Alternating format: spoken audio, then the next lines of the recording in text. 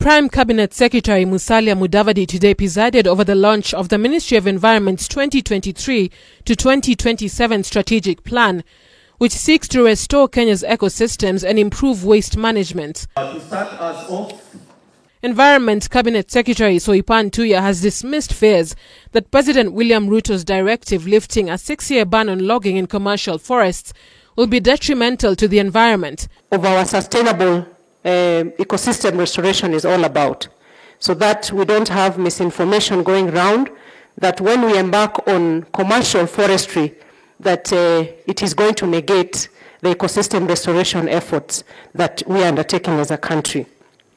Our president keeps saying there is no point in importing some very basic wood products.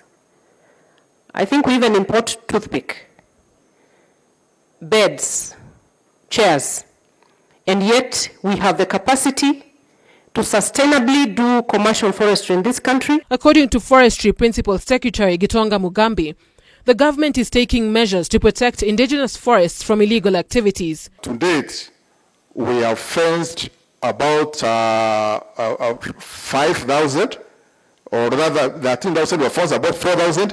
We have 9,000 kilometers to go. One thing which we have seen is that the forests which are fenced, like if you go around Mount Kenya, you see some resemblance of a forest.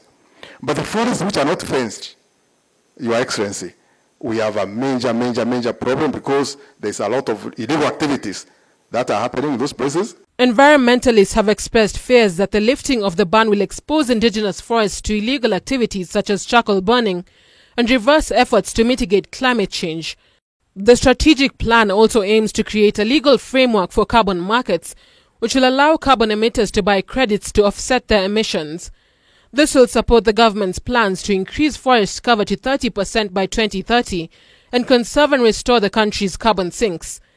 My ministry is working together with the chair of the Environment Committee at the Council of Governors, our members of Parliament here, and specifically for members of Parliament, we are seeking their support to amend the national government CDF law to increase the allocation for environmental protection, but also beyond increase for them to be able to employ and contribute to the green army that we are employing across the country, so that we shift away from just planting trees to actually nurturing them to maturity. Stakeholders have called for public sensitization to improve waste management in the country.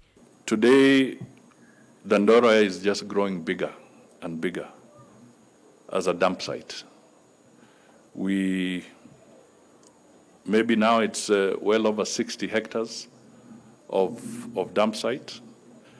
The estimated potential for energy from there is, initially it was maybe about 30 megawatts. Perhaps with additional dumping it has gone up. As the country embarks on enhancing its response to climate change, the Ministry of Environment's 2023 to 2027 strategic plan is expected to mainstream the circular economy and position Kenya to tap into the global demand for carbon offsets. Muriel Adhiambo, K24, Nairobi.